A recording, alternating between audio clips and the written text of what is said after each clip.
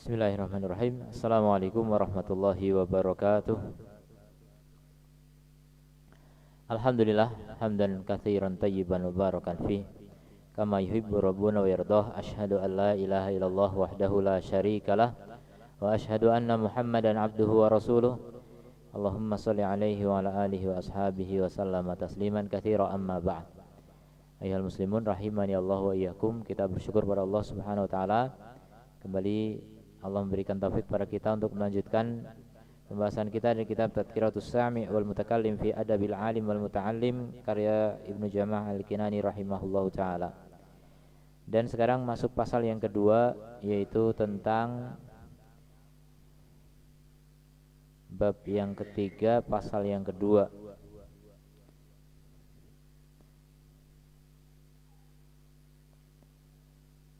yaitu fi adabihi ma syaikhihi, adab penuntut ilmu bersama gurunya, wa qudwatihi, dan teladannya, wa ma yajibu alaihi min azimi hurmatih, dan apa yang wajib atasnya dari keagungan kehormatan gurunya. Jadi wajib terhadap guru yang memiliki kehormatan yang agung.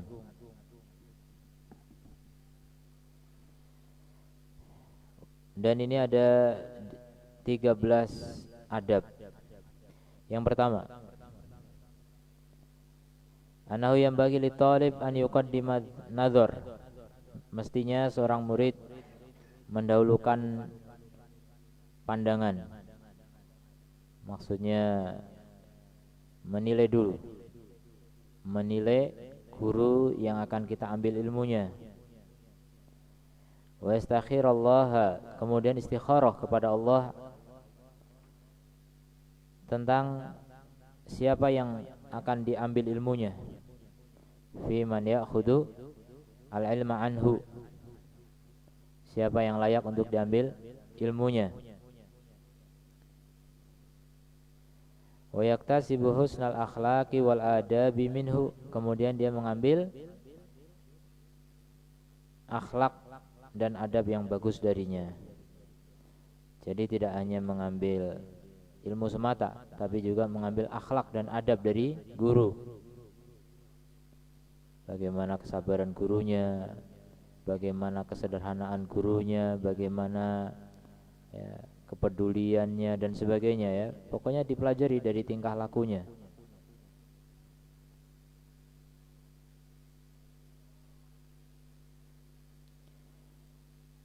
Wal yakun in amkana, dan hendaknya jika memungkinkan, mimman kamulat ahliyatuhu, mengambil ilmu itu dari orang yang sempurna keahliannya. Ya, maksudnya mendekati sempurna, enggak ada yang sempurna kecuali Rasulullah sallallahu alaihi wasallam. Jadi yang paling tinggilah ilmunya gitu. Itu kalau bisa. In amkana, kalau memungkinkan. Makanya kalau sekarang belajar cuma dengan seorang ustadz ya, yang ya segitu-gitunya doang gitu, itu bukan akhir dari menuntut ilmu. Ini hanya pengantar, muqaddimah. Antum harus mengembara lagi, mencari ilmu yang lebih tinggi lagi. Cari orang yang paling alim di muka bumi ini, yang masih ada, yang masih hidup, yang paling tua, itu lebih bagus. Karena kalau tua itu, kalau meninggal hilang ilmunya, maka Anda menjadi pewarisnya gitu. Makin tua biasanya makin tinggi sanadnya, makin dekat jalur ilmunya kepada Rasulullah sallallahu alaihi wasallam dibanding yang masih muda.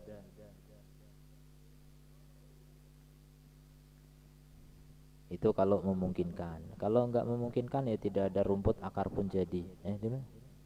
Tidak ada rotan akar pun jadi. Kalau tidak ada rumput akar pun jadi itu kambing ya. Wa tahaqqaqat syafaqatuhu, kemudian juga terrealisasi kasih sayangnya. Jadi kalau bisa ngambil ilmu itu dari orang yang penyayang gitu. Ya tentu saja ini enggak tahu ya, artinya makanya nador dulu. Jadi ini kan yuqaddima an yuqaddiman nadhar. Jadi nadhar dulu kayak mau nikah gitu. Antum waktu nikah nadhar enggak? Itu nadhar. Maksudnya nadhar itu enggak cuma ngelihat doang ya, ngelihat dan meneliti, ngecek bagaimana sih kondisinya gitu. Bagaimana akhlaknya dan seterusnya. Itu nadhar. Jadi sebelum belajar dengan seorang guru nadhar dulu, tapi nadhar enggak harus datang ke tempatnya ya, cari informasi tentang guru yang akan kita ambil ilmunya, tentang sekolah yang akan kita masuki, tentang pesantren yang akan kita belajar di situ. Tanya dulu siapa pengajarnya, bagaimana akhlak-akhlaknya, bagaimana ilmunya. Itu harus dipelajari terlebih dahulu sebelum kita mempelajari ilmu. Ya, jadi banyak orang yang mau menyekolahkan anak atau memondokkan anak itu biasanya orang tua yang nador. Apa tapi yang dinador? Yang dinador orang tua biasanya fasilitas ya, ini salah. Bukan fasilitas. Yang dinador itu adalah guru-gurunya, itu yang paling penting. Ilmu itu yang paling penting, komponen menuntut ilmu yang paling penting itu pengajar gitu. Kalau nggak ada pengajar, ya nggak ada menuntut ilmu. Kalau ada pengajar tapi seadanya, itu juga menuntut ilmu nggak bagus gitu. Jadi kita memaksimalkan dalam menuntut ilmu itu yang paling penting adalah memaksimalkan pemilihan guru, dioptimalkan dalam memilih guru, itu yang terpenting. Ada pesantren mungkin fasilitasnya ala kadarnya ya, serba susah, serba sempit dan seterusnya, tapi gurunya hebat-hebat ya, akhlaknya terutama ya, karena akhlak itu menular ilmu berikutnya. Jadi dua sih kriterianya ya, kalau saya ingin menyebutkan kalau memilih guru itu kriteria terpenting dua, takwa dan ilmu. Jadi takwa itu berkaitan dengan akhlak. Ilmu iya penting, tapi kalau enggak berakhlak, enggak bertakwa, janganlah. Bahaya. Ilmunya enggak nular, malah akhlak buruknya yang nular ya. Itu bahaya. Jadi akhlak ini penting sekali. Baru kemudian ilmunya. Guru yang suka mencela misalnya, itu muridnya suka mencaci maki, lebih parah lagi gitu. Maka hati-hati, jangan sampai berguru kepada orang yang gampang mencela. Jangan belajar kepada guru yang sombong, arogan, gampang meremehkan orang lain misalnya. Maka murid akan begitu juga. Itu salah tarbiyah ya, salah didikan jadinya. Hati-hati, jangan berguru kepada orang-orang yang akhlaknya buruk. Hati-hati, itu penting sekali.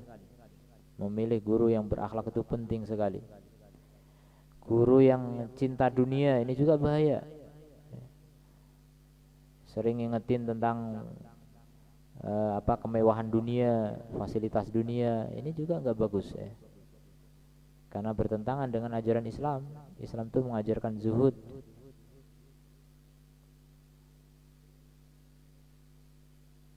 Itu akhlak ya, diantara akhlak, dan banyak ya, akhlak itu banyak.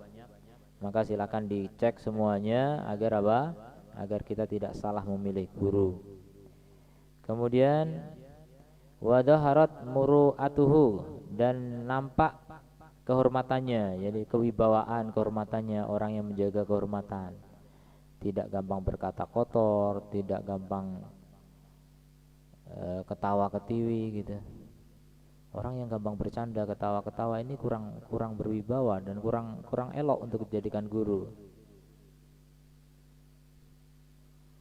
Kemudian wa'rifat ifatuhu, dan dikenal atau ma'ruf ifahnya. Ifah itu menjaga kehormatan dari sisi keji-kekejian, jauh dari perkara keji. Ya, enggak suka pacaran, enggak suka zina dan pengantarnya sebagainya. Jauh dari itu gitu, guru yang menjaga kehormatannya. Kemudian wastuhirat siyanatuhu, dan dikenal penjagaannya, jadi menjaga diri dalam hartanya halal semuanya ya. Bahkan warok ya, hati-hati dalam mencari nafkah. Kemudian penjagaan terhadap keluarganya dan sebagainya. Itu kalau bisa sedetail itu bagus gitu, kita tahu karena kita ingin mengambil ilmu dan akhlaknya. Wa kana ahsana ta'liman wa ajwada tafhiman. Kemudian juga hendaknya dia itu bagus dalam mengajar, bagus dalam memberikan pemahaman, Dan ada saja ya orang itu cerdas, profesor bahkan, tapi kalau ngajar orang nggak paham, malah bingung. Jadi dia nggak pandai menyusun kata, misalnya nggak pandai membuat struktur, maksudnya urutan dan sebagainya dalam mengajar itu kesana kemari, saking cerdasnya kesana kemari nggak jelas, malah murid ya bingung. Dia pinter, dia makin ngajar makin pinter, tapi murid makin nggak paham. Mungkin murid hanya bisa membanggakan, tuh guruku gitu kan. Wah kalau gurunya kayak gitu apalagi kamu ya gitu. Dikiranya akan kecatut namanya gitu. Tapi ini bahaya ya. Jadi belajar bukan semata-mata yang penting gurunya hebat, bergelar panjang dan sebagainya, tapi ternyata kita nggak ngambil faedah kecuali sedikit. Ya. Bisa jadi dengan guru yang nggak dikenal, guru yang nggak bergelar, guru yang pokoknya orang mungkin banyak yang menjauh, tapi dia kalau memberikan kita paham luar biasa, paham betul, kita bisa nanya bebas semaksimal mungkin. Itu jauh lebih bagus ya, daripada guru yang wah gitu, semua orang kagum dengan ilmunya, tapi kalau kita duduk di situ catatannya berapa, catatan aja nggak cukup untuk 1,5 halaman, nggak ada gitu. Yang ketangkep di sini nggak tahu berapa, jadi cuma yang ketangkep itu wow gitu, oh luar biasa, masya Allah gitu. Tapi ilmunya apa, nggak dapat, pokoknya hebat lah ini. Bukan begitu belajar ya. Jadi belajar itu bukan bangga-banggaan, bukan pamer-pameran hebat-hebatan ustadz, bukan. Tapi bagaimana antum bisa banyak ambil faedah, ambil ilmu, itu yang paling penting. Kemudian wala yarghab at-talib fi ziyadatil ilm ma naqsin fi wara'in audinin. Dan hendaknya penuntut ilmu itu tidak menyukai ya, tidak suka dengan bertambahnya ilmu tapi kurang dalam warok dan agama. Jangan suka, jangan cuma seneng saya itu udah banyak ilmunya, udah paham, belajar kitab ini kitab itu, sudah lulus ujian ini ujian itu, sudah dapat sertifikat ini, ijazah itu. Bukan itu ya. Jadi belajar itu betul-betul apa? Ingin mendapatkan ilmu dan takwa dan akhlak ya, jangan sampai kehilangan warok, kehilangan agama. Au adami khuluqin jamil, atau enggak ada akhlak yang bagus. Dulu berakhlak, gara-gara berguru dengan guru yang enggak berakhlak malah jadi hilang akhlaknya. Naudzubillah min dzalik. Sebagian salaf berkata, hadal ilmu dinun, ilmu ini adalah agama. Fanduru amman ta'khudhu dinakum, maka lihat dari siapa kamu mengambil agama kalian. Jangan dari ahli bid'ah, jangan dari orang yang berakhlak buruk. Ini agama kalian, berpengaruh sekali dengan agama kalian.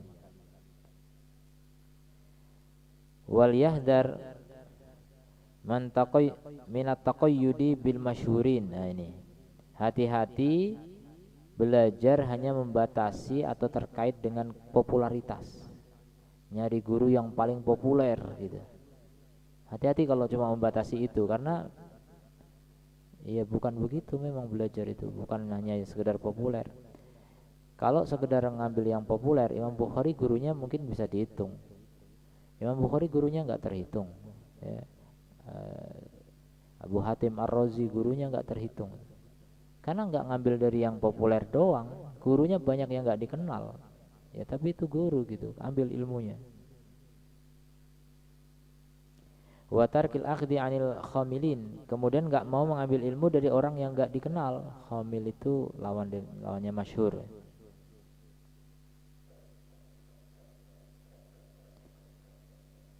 Jadi nggak boleh ya belajar hanya melihat kepada popularitas guru, nggak boleh.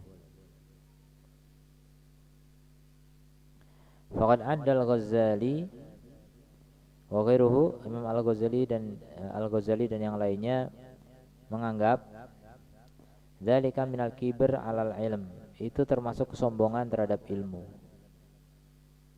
Sombong, ambil ilmu nggak mau dari orang yang nggak dikenal.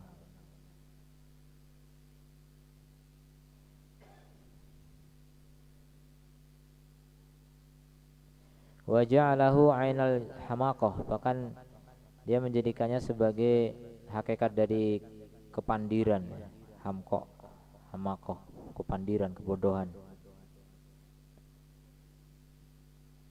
Li'anal hikmata, karena hikmah, dalatul mu'min, adalah seperti barang hilangnya seorang mukmin.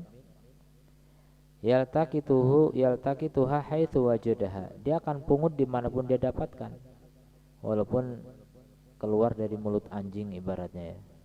Mutiara keluar dari mulut anjing tetap mutiara.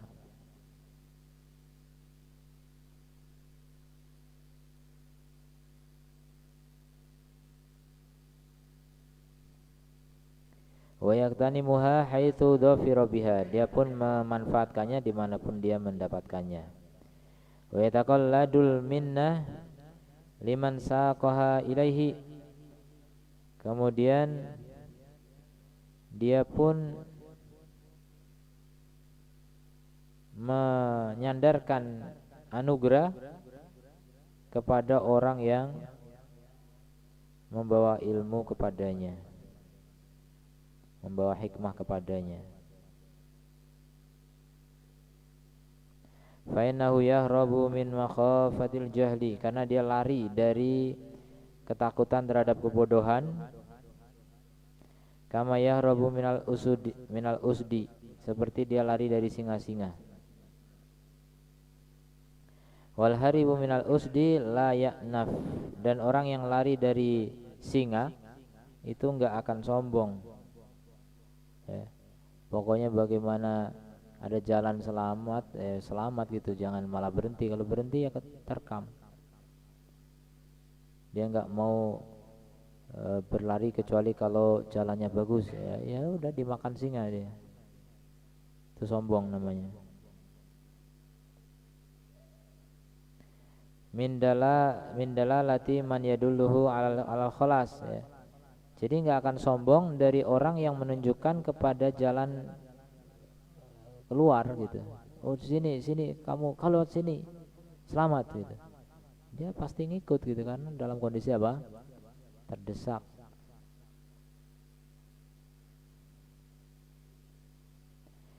Kainan mangkana, siapapun yang menunjukkan itu, walaupun yang menunjukkan itu orang enggak dikenal gitu. Tapi dalam kondisi seperti itu maka dia akan mengikutinya. Fa idza kana al-khamilu mimman turja barakatuhu, kalau orang yang tidak dikenal itu di antara orang yang diharapkan keberkahannya, kana naf'u bi'am, maka manfaat darinya lebih luas.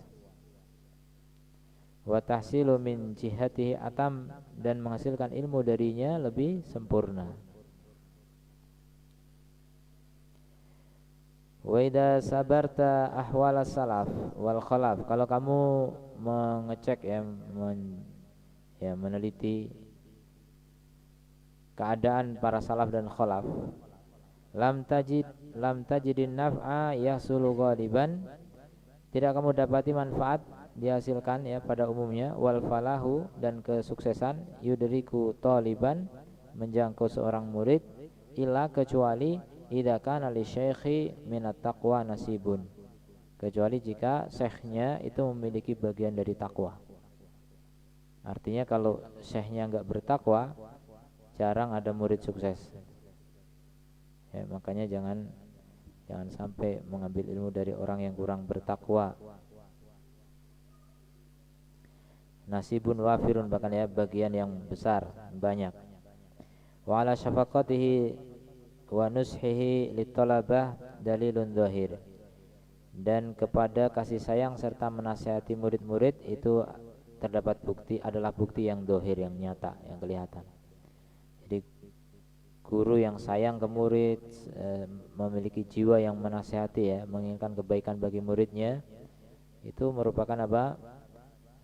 Guru yang kemudian layak untuk diambil ilmunya.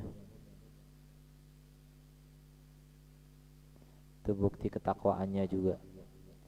Wa kadzalika idza tabarta al-musannafat, demikian juga kalau kamu menilai tulisan-tulisan wajadtal intifa bi tasnifil atqa al azhad aufar.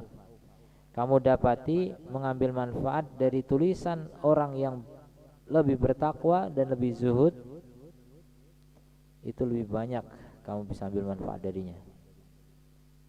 Ya, kita ambil manfaat dari orang bertakwa itu lebih banyak, walaupun dari bukunya itu aja udah berkahnya beda gitu loh, keberkahan.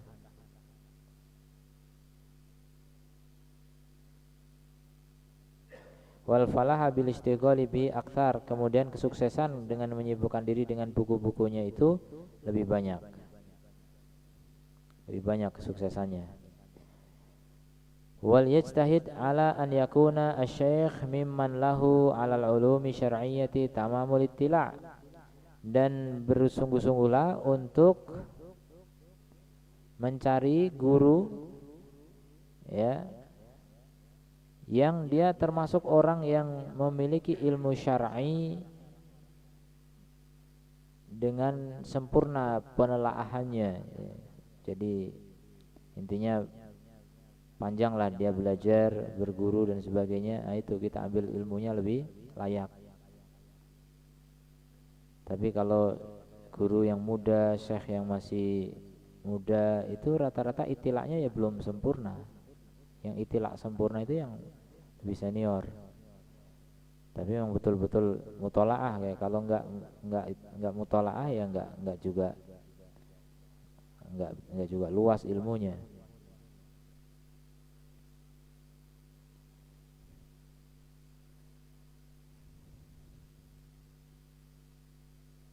Makanya kalau orang yang memakai kaidah ini ya, ketika tahu sini ada markas ilmu atau pesantren ya, ada ulamanya, ada alimnya di situ.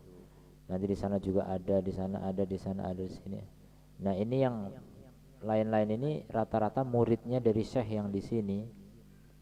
Maka seorang yang memakai kaidah ini dia akan lebih memilih berguru kepada yang ada syekh itu daripada ke tempat lain yang mungkin fasilitas lebih bagus dan seterusnya. Tapi kita lebih melihat kepada sanad yang tinggi gitu. Mana kalau kita belajar kepada seseorang sementara orang ini masih ada gurunya, lebih baik kita belajar kepada gurunya orang itu gitu. Jadi lebih tinggi sanad kita, lebih berkah juga, ilmunya juga tentu lebih luas karena gurunya guru. Kita punya guru, guru kita punya guru masih hidup, ya udah kita ambil dari gurunya guru, itu jauh lebih bagus ya daripada hanya membatasi yang ada di dekat kita. Makanya orang nggak akan menjadi ahli ilmu kalau dia tidak mengembara. Begitu banyak perkataan ulama dulu, mengembara. Imam Syafi'i saja mengatakan kepada Imam Ahmad, kamu lebih tahu daripadaku tentang hadis. Maka kalau kamu tahu ada hadis, sampaikan padaku, apakah dia dari Irak atau dari Syam atau dari Mesir, biar aku akan mencarinya. Jadi Imam Syafi'i ingin menemui gurunya Imam Ahmad gitu, guru-gurunya nggak cuma satu. Nah, itu contoh ya bagaimana ambisi ulama dulu untuk mencari sanad yang tinggi.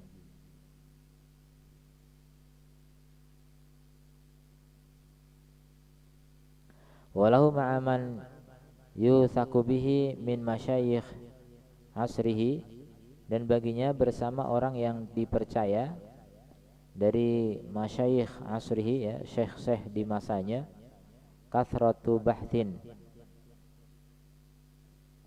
banyak pembahasan, wa tulul ijtima' ya, banyak pembahasan bersamanya dan panjang dalam berkumpul, lama intinya mulazamah gitu ya, membersamai syekh tersebut dalam waktu yang tidak sebentar. La mimman akhada an butunil awraq, bukan mengambil ilmu dari orang yang lebih banyak mengambil ilmu dari perut-perut kitab.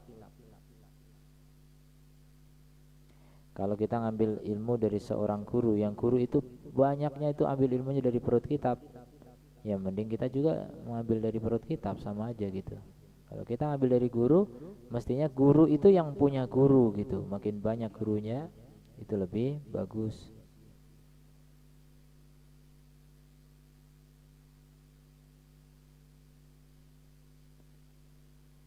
Walam yu'raf bi suhbatil masyayikh al-huddak. Jadi guru yang tidak dikenal bersama atau mulazamah kepada syekh-syekh yang ahli, yang mahir, hudzaq.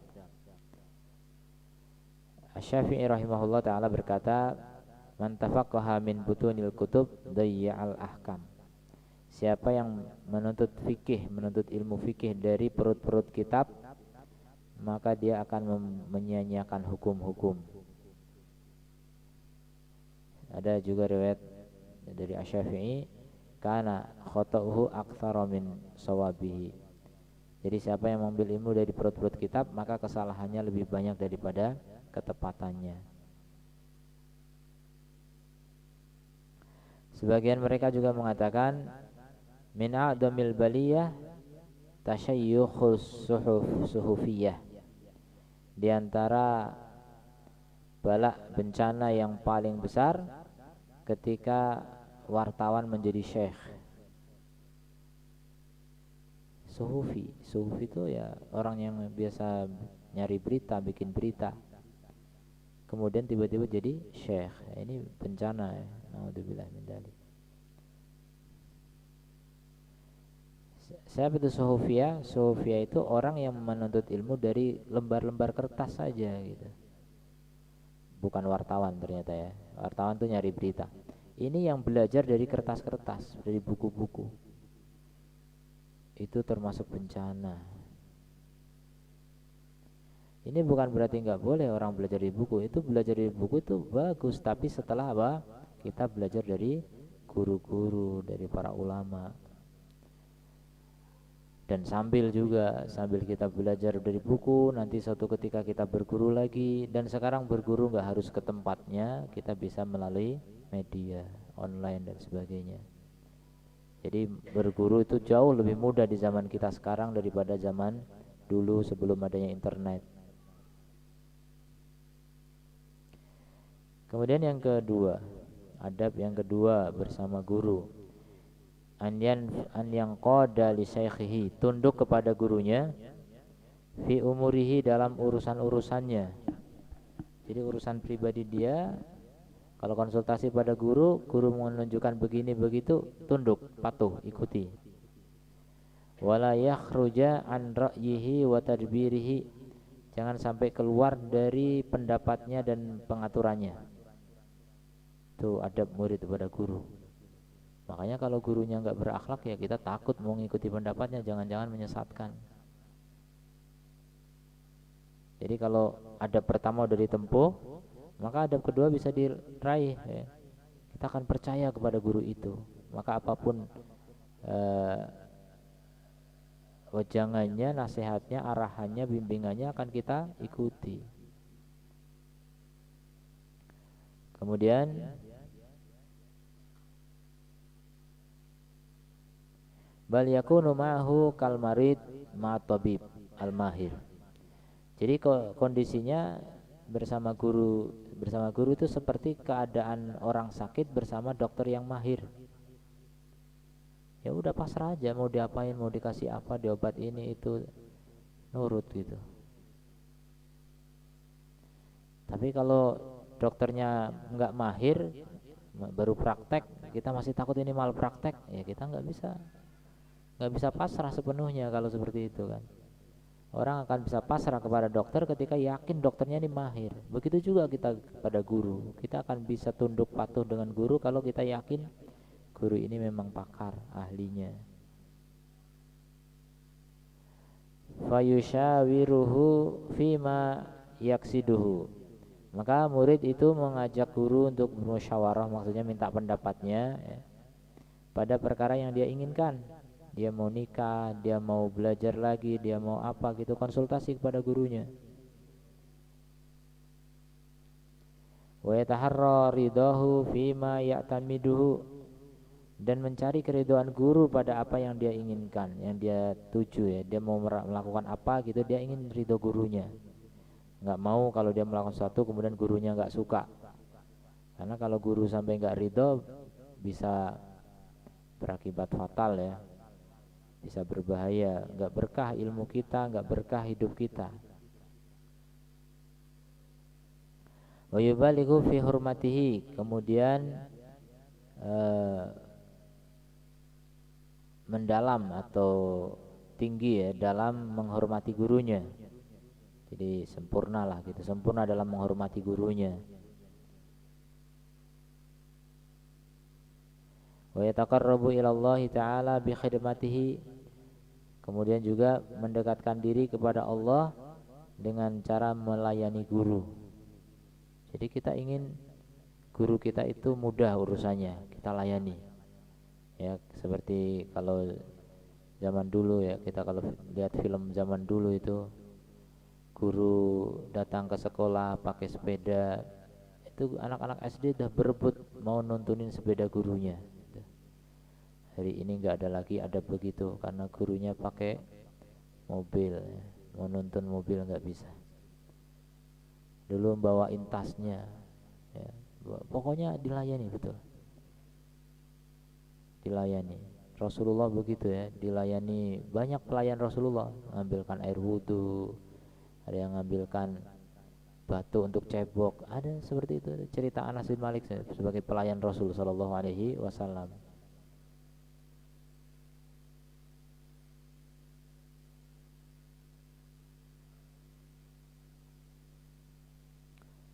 Jadi melayani guru dalam rangka apa? Taqarrub ilallah. Artinya itu ibadah gitu. Itu bagian dari ibadah. Karena kita yakin guru ini adalah ya setidaknya pewarisnya Nabi gitu. Dia adalah orang yang paling layak untuk kita layani, untuk kita muliakan. Kalau kita memuliakan tamu yang entah berantah gitu aja kita udah dapat pahala, apalagi kita memuliakan guru kita yang jelas-jelas menebarkan ilmu, kita mengambil ilmu darinya. Nah, tentu itu apa? Lebih besar lagi pahalanya. Wa ya'lamu anna dullahu li syaikhihi izzun. Kemudian dia juga tahu bahwa perendahan dirinya di hadapan syekhnya itu adalah keperkasaan, kemuliaan. Wa khudu'ahu lahu fakhrun, dan ketundukannya kepada gurunya adalah kebanggaan. Wa tawadu'ahu lahu rif'atun, dan ketawaduannya kepada guru adalah ketinggian. Jadi begitu prinsipnya ya. Kita kalau ingin tinggi, rendahkan diri kita di hadapan guru kita. Walaupun guru kita lebih muda, jauh lebih muda dari kita, tapi kan ilmunya tua gitu. Kalau enggak kan ngapain kita ambil ilmu darinya. Kemudian berkata dikatakan sungguhnya Imam Asy-Syafi'i rahimahullah taala utibu ala tawadu'ihi lil ulama faqala. Imam Syafi'i pernah dicela oleh orang-orang karena ketawaduannya yang berlebihan terhadap para ulama. Maka beliau pun menjawab ya dengan syairnya, uhinu lahum nafsi, aku menghinakan diriku untuk mereka para ulama, fahum yukrimunaha, sementara mereka memuliakannya, memuliakan nafsuku ya, diriku. Walan tukraman nafsu allati la tuhinuha, dan tidak ada nafsu yang dimuliakan, dan nafsu tidak akan dimuliakan ketika dia tidak menghinakan dirinya. Jadi kalau kita ingin dimuliakan ya kita hinakan, justru kita hinakan, kita rendahkan diri kita, maka apa? Kita akan dimuliakan oleh yang lain. Itu strateginya ya, teorinya. Kalau kita ingin dimuliakan Allah, coba rendahkan diri kita di hadapan guru, kita layani guru kita. Melayani orang umum saja itu pahalanya ada besar, apalagi melayani guru. Nah, itulah perbandingannya ya. Melayani wali Allah ya, barangkali ya kita husnudzon, guru ini mudah-mudahan inilah wali Allah. Melayani wali Allah tentu akan dicintai oleh Allah Subhanahu wa taala. Dan itu juga tangga-tangga kewalian. Kalau kita tahu ada seorang sepertinya ya, dohirnya ini wali Allah, kekasih Allah, maka kita apa? Melayaninya agar kita juga menapaki tangga-tangga kewalian. Kita juga ingin menjadi wali Allah Subhanahu wa taala dengan melayani wali-wali Allah.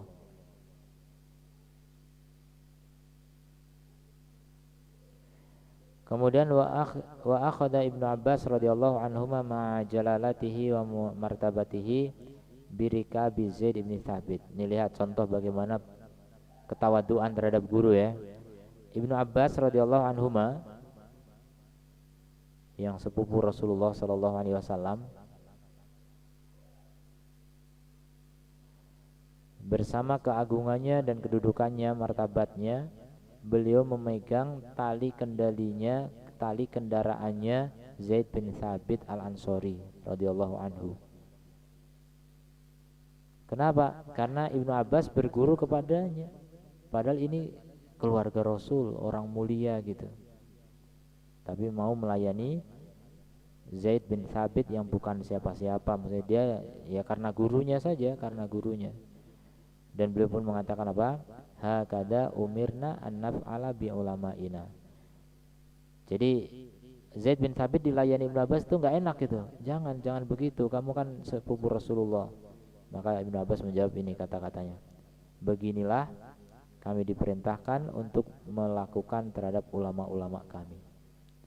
Beginilah kami diperintahkan untuk berbuat terhadap ulama-ulama kami. Jadi melayani. Wa qala Ahmad bin Hanbal li Khalaf al-Ahmar.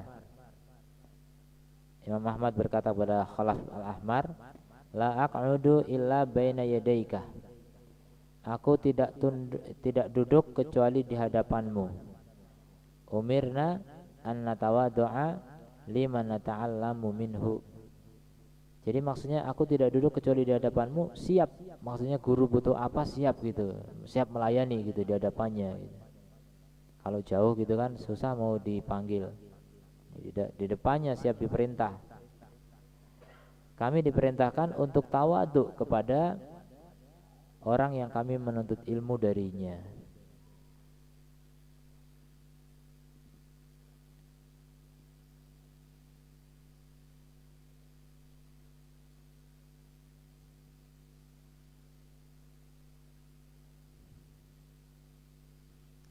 Kemudian Al-Ghazali berkata rahimahullah, la yunalul ilmu illa bitawadu' wa ilqa'is sama'.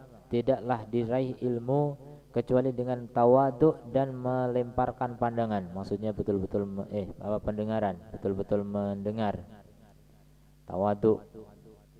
Qala wa mahma asyara alaihi syaikhuhu bitariqin fi ta'allumi fal yuqallidhu. Maka bagaimanapun gurunya mengarahkan kepadanya dengan suatu cara dalam menuntut ilmu, maka dia harus ikuti. Jadi guru mengarahkan, kamu ngafal ini, kamu baca ini dulu, kamu belajar ini, ikuti saja gitu. Jangan kemudian merasa ada jalan lebih bagus daripada arahan gurunya. Wal yada' ra'yahu, tinggalkan pendapatnya sendiri, ikuti pendapat gurunya. Fa khata'u mursyidihi anfa'u lahu min sawabihi fi nafsihi. Maka dikatakan di sini kesalahan pembimbingnya lebih bermanfaat baginya daripada kebenaran pada dirinya sendiri. Jadi udah enggak usah mengandalkan pendapat kita, ikuti pendapat guru. Wa qad nabbahallahu ta'ala ala dzalika fi qissati Musa wal Khadir.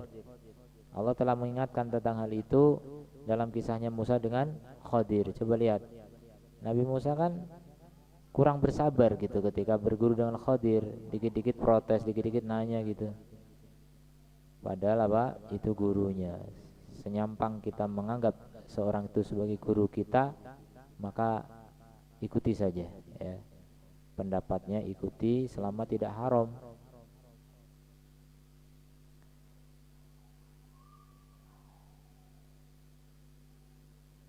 Innaka lan tastati'a ma'iya sabra. Kata Khadir kepada Musa, kamu enggak bakal bisa sabar bersamaku. Hada ma'uluwi qadri Musa. Ini padahal bersama dengan ketinggian kedudukan Musa yang disebut kalimullah ya, yang diajak bicara oleh Allah. Fi risalah wal ilm, dalam kerasulannya, dalam ilmunya. Ya, Musa lebih tinggi daripada Khadir.